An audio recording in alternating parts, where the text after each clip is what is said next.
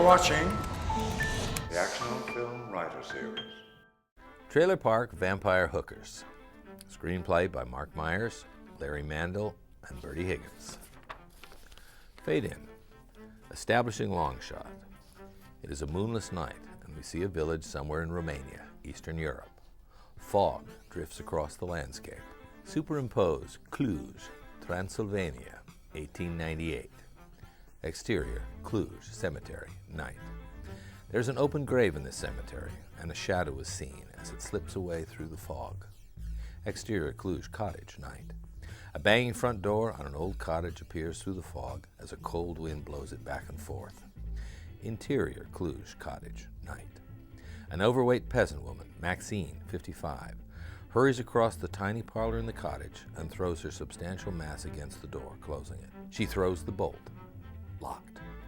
As she turns, it quickly becomes obvious that they didn't close the door quickly enough, as a female figure, who we will later know as Heather, looms in the shadows in front of her, floating a few feet off the floor. She's cloaked in long, flowing black robes and a black cowl that partially hides her face. We can only see her lips and long, dripping, protruding fangs. A gold inverted pentacle dangles from a chain around her neck.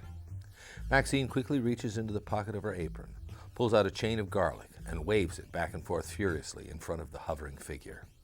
The female figure's lips crack a smile and laughs. Female figure, demonically. Your spices do not scare me, old woman. The female figure snatches the chain of garlic bulbs from Maxine's hands and slaps the woman in the face with them. She then throws them across the room. Where is the boy of the pure blood? Maxine. Away. I have sent him away, whore of Dracul, to a place where your foul hands cannot touch him. Female figure. There is no place he can hide. It has been foretold in prophecy that the men of your line possess the pure blood, the blood of the vampire king that will restore us and give me children. Maxine. You shall not have him, or any of his children. Your curse shall not spread. The female figure relaxes. Very well then. If I cannot have the boy, at least I will have you. The female figure leaps forward at a vicious speed and pins Maxine to the floor. A beat later, she rips out Maxine's throat with her fangs. Maxine screams and dies. Exterior, the middle of nowhere, night. It's pitch black. Superimpose near Brenham, Texas, today. We hear heavy panting and the sound of 2 feet running briskly across the dirt. The panting gets heavier and heavier, and the running gets slower and slower. Then everything stops. Silence. A few beats later, the panting and running pick up again, this time harder and faster than before. The panting is so fast, it's almost one continuous gasp. It stops again for a beat. Then, out of the blackness, a blood-streaked female face lunges right at the camera. The runner lets out a terrified scream as several filthy, gnarled hands reach out and wrap around her throat, stopping her in her tracks. Blood flies as long, pointed fingernails rip through her jugular veins, and the scream becomes a gurgle. The hands violently snatch her out of the shot and back into the inky night. Through the darkness, the camera moves down to the ground, and we see a token resting in the dirt. It reads, Maxine's. Dissolve to, exterior, trailer park, day. A hand comes into the shot and picks up the token.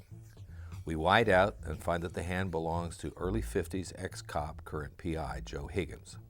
Not to be cliche, but he's a bit rough around the edges. He looks at the token closely. In the not too far distance, we see a dozen or so trailers. Surrounding the trailers, ripped up couches, old cars on blocks, a couple of pathetic dogs sniffing around. Pure white trash heaven.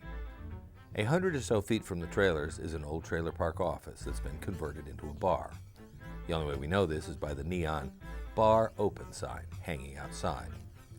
We pan over and see a sign in front of the trailer park that reads, Maxine's.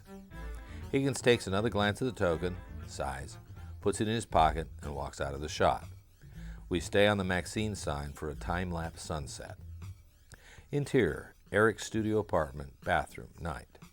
Eric Dancer, 30, stares in the bathroom mirror, his shirt off and vulnerable to the world, eyes wide and drunk, dismay splashed across his face.